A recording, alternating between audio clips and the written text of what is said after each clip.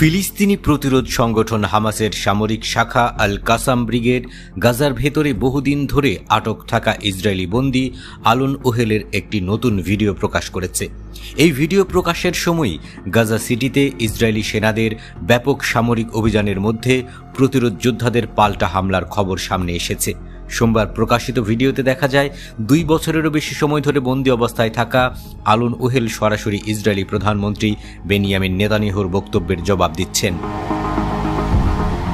ভিডিওতে ওহেলকে প্রথমে একটি ক্লিপ দেখানো হয়, যেখানে নেতানিয়াহু দাবি করছেন তিনি জীবিত বন্দীদের ফেরানোর জন্য নতুন কোনো উপায় খুঁজছেন। এ প্রসঙ্গে প্রতিক্রিয়া জানাতে গিয়ে ওহেল বলেন, এ ধরনের কথায় আর কেউ বিশ্বাস করে? আমাদের ভাগ্য নির্ধারণ হয়ে গেছে, আমরা শেষ হয়ে যাচ্ছি। তিনি নিজের পরিবারের উদ্দেশ্যে বলেন, আমি জানি আমার জন্য তোমরা কষ্ট পাচ্ছ, তবু অনুরোধ করব প্রতিবাদ চালিয়ে যাও, কারণ সরকার আমাদের জীবিত ফেরাতে আগ্রহী নয়।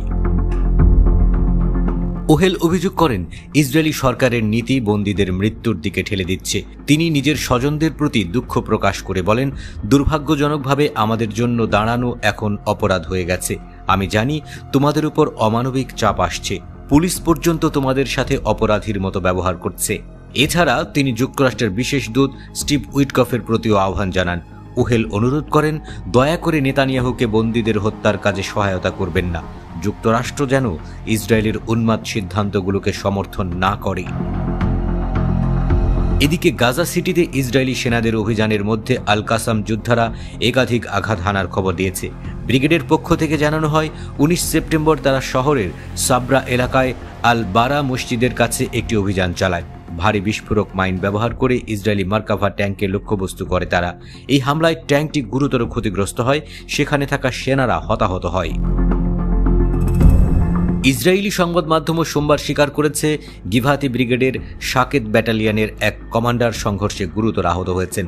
প্রতিরোধ যোদ্ধাদের আকস্মিক আক্রমণে তিনি ও তার সহযোদ্ধারা বিপর্যস্ত হন।